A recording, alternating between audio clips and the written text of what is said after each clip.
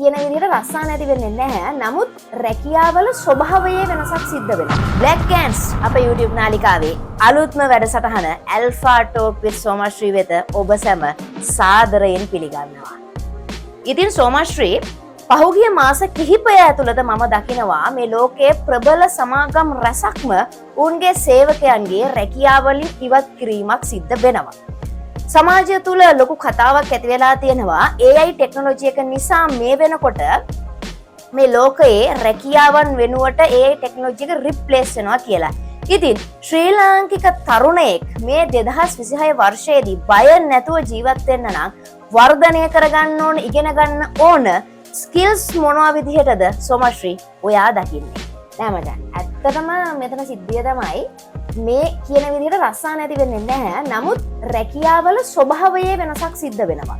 ඒ කියන්නේ මෙතනදී වරදින්නේ තවමත් අර ඔයා කිව්වත් වගේ 2010 තවමත් පරණ ක්‍රමවලට එල්ලිලා ඉන්න මිනිස්සුන්ට තමයි මේ අලුත් ටෙක්නොලොජි එකත් එක්ක ගමන් කිරීමේ හැකියාවක් නැති වෙන්නේ. දැන් අපි ඉස්සර කවුම් ගෙඩියක් හදාගන්න වන් ගෙඩියයි මෝල් ගහයි පාවිච්චි කරලා පිටි කොටා ගත්තට අද එහෙම කරන්නේ නැහනේ. ඉස්සර පිටි ටික කොටා ගන්න අපිට 10 දෙනෙක් විතර ඕන වෙනවා මගුල් ගයක් වගේ ගන්න ඕනේ. හැබැයි අද තනි කෙනෙකුට උනත් බ්ලෙන්ඩ් එක පාවිච්චි කරලා ඔය කියන්නේ පිටි ටික කොටා ගන්න පුළුවන්. ඔන්න ඔය මම සරල උදාහරණයක් ගත්තේ. මේ විදිහට තමයි මේ තාක්ෂණය අනිත් හැම පැත්තෙම දියුණු වෙන්නේ. මේ අපි එදිනදා ජීවිතයේදී භාවිතා කරන දෙයක් නේ මම ඔය උදාහරණයට ගත්තේ. හැබැයි මම අද ඔයාලට කියන්න යන්නේ ඔයාව 2026 දී අන්ස්ටොපබල් මිනිස්සෙක් කරන high value skills 6ක් ගැන. මෙන්න මේ ටික දන්න කෙනාට මේ ටික වැඩි දියුණු කරගන්න කෙනාට ආර්ථික අර්බුදය කියන්නේ nothing. මේකේ පළවෙනි එක තමයි මචං deep focus. අද කාලේ තරුණයෙකුට සාමාන්‍යයෙන් පැය 4ක් ෆෝන් එකක ගිලිලා ඉන්නව වෙනුවට එතනින් මිදිලා මොකක් හරි තමන් වෙනුවෙන් දෙයක් වෙනුවෙන් කැප වෙන්න බෑනේ. අපි ඕකට කියනවා ඩීප් ෆෝකස් එක කියලා. ඒ කියන්නේ ඔයාට පුළුවන් නම් ඔයා මෙන්න මේ ස්කිල් එක වැඩි දියුණු කරගන්න ඕනේ. ඔයාට පුළුවන් නම් නෙමෙයි ඔයා මේක වැඩි දියුණු කරගන්න ඕනේ. ඔය ෆෝන් එක නිකන් නිස්කාරණේ උඩ පහළ ස්ක්‍රෝල් කරන එක දිගට පැය 4ක් ඔයා වෙනුවෙන් ෆෝකස් කරන්න. මේ හැමෝම ඉන්නේ ඩිස්ට්‍රැක්ෂන් එකක. ඉතින් ඔය කියන පැය 4 ඔයාට පුළුවන් නම් ඔයාගේ ෆෝන් එකෙන් මිදිලා ඔයා වෙනුවෙන් ඩීප් ෆෝකස් එකකට යන්න. ඔයා හොඳට මතක තියාගන්න මේ වෙද්දිත් ඔයා මේ ලෝකයේ 90ක් දිනලා ඉවරයි. මේක අනාගතයේදී සුපිරි බලයක් වෙනවා.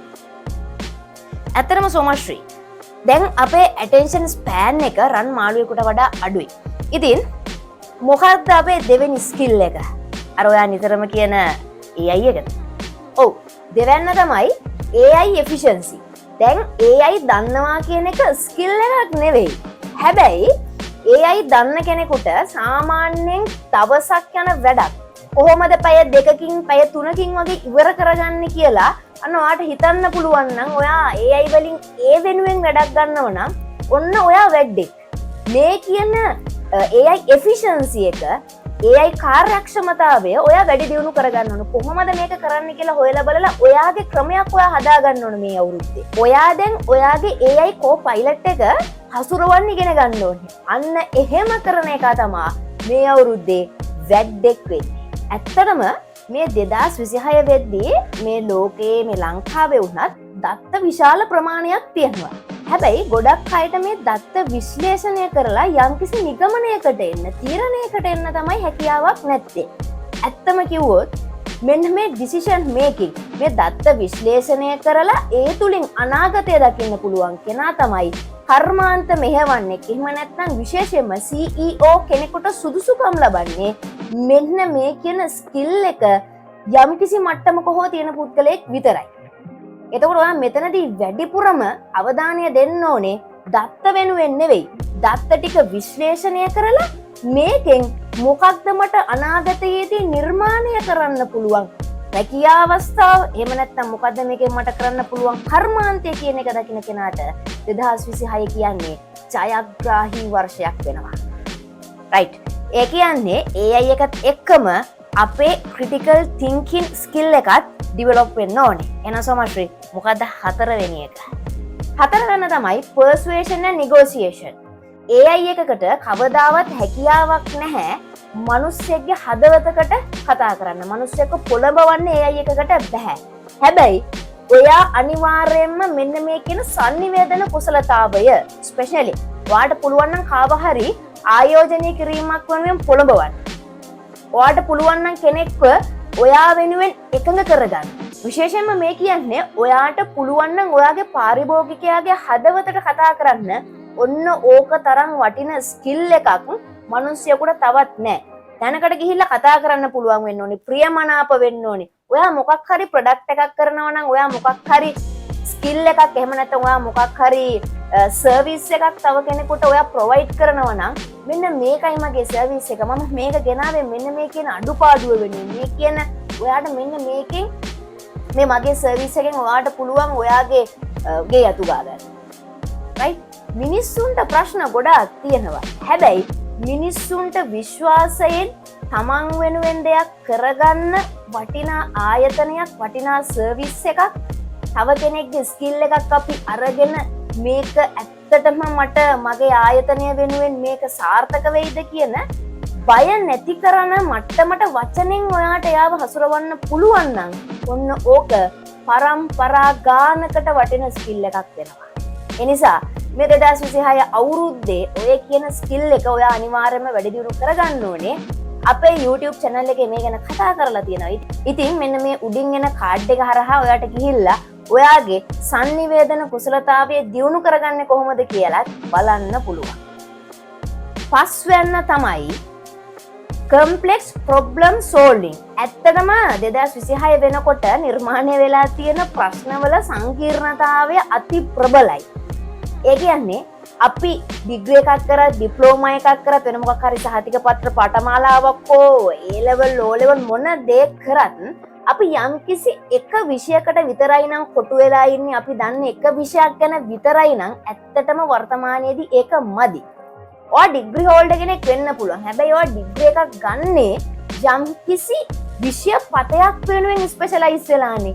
එතකොට ඒක ඔයාගේ self discipline එකට එහෙම නැත්නම් ඔයාගේ brand එකට ඇත්තටම ඔයාගේ personal brand එකට මාර වටිනාකමක් තමයි ඩිග්‍රී එකක් කියන්නේ. නමුත් මතක තියාගන්න මේ 2026 අවුරුද්ද වෙනකොට ඔයාට මෙතනින් එහාට දියුණුවට යන්න නම් ඩිග්‍රී කාර්යයක් වුණත් එක විෂයකට විතරක් සීමා වෙලා බෑ.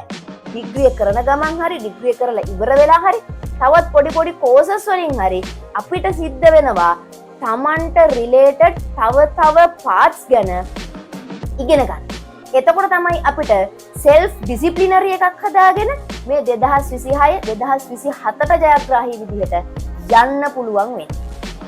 අන්තිම සහ වැදගත්ම එක ඔයා දැනගෙන හිටියට කොච්චර දක්ෂයෙක් වුණත් ඔයා මාර වැඩෙක් වුණත් තේරුමක් නැහැ. මේකට මම කියනවා audience building. ඒ කියන්නේ ඔයාගේ බිස්නස් එක වටා එහෙම නැත්නම් ඔයා තනි පුද්ගලයෙක් නම් ඔයාගේ වටා ඔයාගේ ස්කිල් එක සෙල් කරන්න, ඔයාගේ සර්විස් එක සෙල් කරන්න, ඔයාගේ ප්‍රොඩක්ට් එක සෙල් කරන්න, ඔයාගේ වටේට ඔයා ගැන හෝ ඔයාගේ කම්පැනි එක ගැන විශ්වාසය තියපු විශ්වාසවන්ත පිරිසක් ඉන්න ඕනේ. එතකොට තමයි ඔයාට හැකියාව තියෙන්නේ කෙලින්ම මේ පර්සනල් බ්‍රෑන්ඩ් එක through ඔයාට පුළුවන් ඔයාගේ ඕනම සර්විස් එකක්, ප්‍රොඩක්ට් එකක්, ස්කිල් එකක් සෙල් කරන්න. මේක තමයි සහෝදරයා ඔයාට මේ 2026ට විතරක් නෙවෙයි මුළු ජීවිත කාලෙටම තියෙන ඉන්ෂුරන්ස් එක. ඔසෝමශ්‍රී ඇත්තටම මේ කතා කරපු කරුණු ටික මේ අපේ තරුණයන්ගේ ඇස් ඇරවන සුළුයි. ඉතින් අපේ බහුතරයක් දෙනා ඉන්නේ තවමත් 2010 මානසිකත්වයේ. ඉතින් මේ 2026 වර්ෂයේදී මෙන්න මේ කියන දේවල් වර්ධනය කරගන්න ඕන කියලා දැනගත්තත් අපි කොතනින්ද මේක පටන් ගන්නෙ? ඔව් ඇත්තටම මේක ඉගෙන ගන්න මහා ලොකු දේවල් කරන්න ඕනේ නැහැ. දැන් සෝෂල් මීඩියා වල, YouTube වල, Facebook වල, TikTok වල හැම තැනකම ඔයාට ඕන කියන ඕනම විදිහක ඉගෙනීමක් ලබා ගන්න ලොකු රිසෝසස් ගොඩක් දීලා තියෙනවා. ෆ්‍රී ටූල්ස් මේවා. ඉතින් ඔයාට හැකියාව තියෙනවා මෙන්න මේ ටූල්ස් පාවිච්චි කරලා ඔයාගේ නොලෙජ් එක වැඩි කරගන්න. ඒකට අපි කියනවා self study එකක් කියලා. right? ඔයාට තනියම ඉගෙන ගන්න පුළුවන්. ඉතින් ලොකු ආයෝජනයන් වලට යන්න ඕනේ නැහැ. තනියම ඉගෙන ගන්න පටන් ගන්න. තනියම ඉගෙන ගන්න පටන් ගත්තට පස්සේ ඔයාගේ ඇස් ඇරෙයි. එතකොට ඔයා මොන මොන තැන් වලටද යොමු වෙන්න ඕනේ කියලා ඔයාටම ඔටෝමැටිකලිම හිතෙයි. නියමයි. 2026 වර්ෂය කියන්නේ අපි බය වෙන්න ඕන අවුරුද්දක් නෙවෙයි. 2027 වර්ෂයට අලුත් පුද්ගලයෙක් විදිහට පියනගන්න පුළුවන් ජයග්‍රාහී වර්ෂයක් වෙනවා මේ 2026 වර්ෂය. මෙන්න මේ කියන ස්කිල්ස් ටික ඔයා වර්ධනය කරගත්තොත් ලෝකය තාක්ෂණයත් එක්ක ඉස්සරහට යනවා. හැමදාම එකම තැන පල් වෙන්න එපා. මානසිකත්වය හදාගන්න ලෝකය දිනන ශ්‍රී ලාංකීය තරුණියෙක් වෙනවා කියලා. එමනම් තවත් Alpha Talk with Somashri episode එකකින් හමු වෙන බලාපොරොත්තුවෙන් අපි සමුගන්නම්. හැම කෙනෙක්ටම ජය වේවා.